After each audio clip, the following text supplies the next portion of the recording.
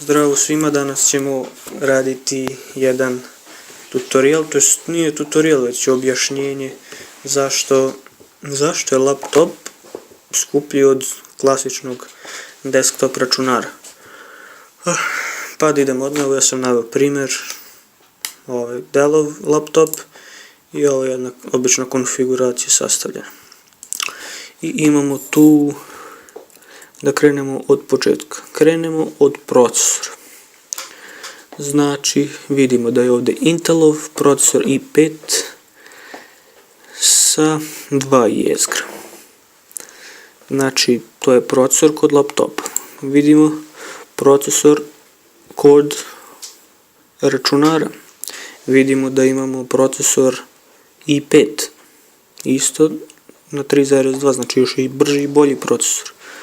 Idemo na RAM, 8 GB računar, RAM, gdje je ovdje RAM, evo 8 GB i je i ovdje. Hard disk 500 GB na laptopu, a 1000 GB na računaru. Grafika imamo klasičnu onu Intelovu, imamo Nvidia GeForce 900M 2 GB, dok ovdje imamo GeForce GTX 751 GB koja je mnogo bolja. I sada vidjeli smo one osnovne informacije koje treba da znamo. Sad, zašto je laptop skuplji? Vidimo za koliko, za 11.000 je skuplji laptopa, ima maltene, čak je konfiguracija kompjutera i bolja. Iz razloga zato što vi kada kupite računar, kupite samo kućište i sa komponentama. A kada kupite laptop, vi dobivate kućište, dobivate monitor, to jest ekran,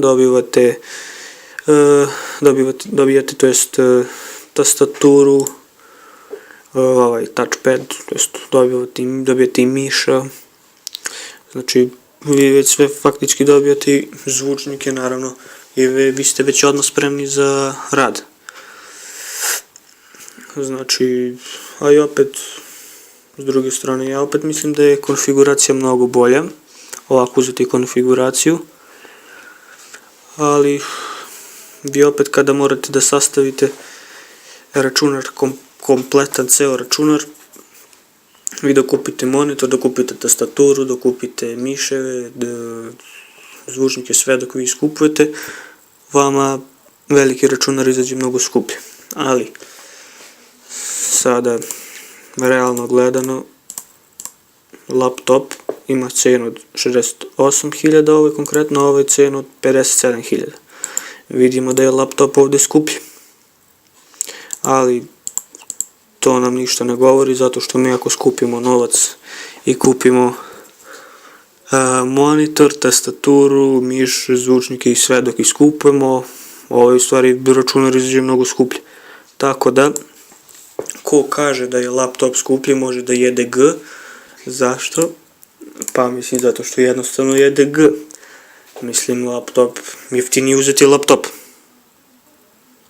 Mislim iz više razloga, a i kompaktan i uređaj mislim. I to bi bilo to što se tiče ovog klipa i vidimo se u nekom od narednih klipova. Ćao!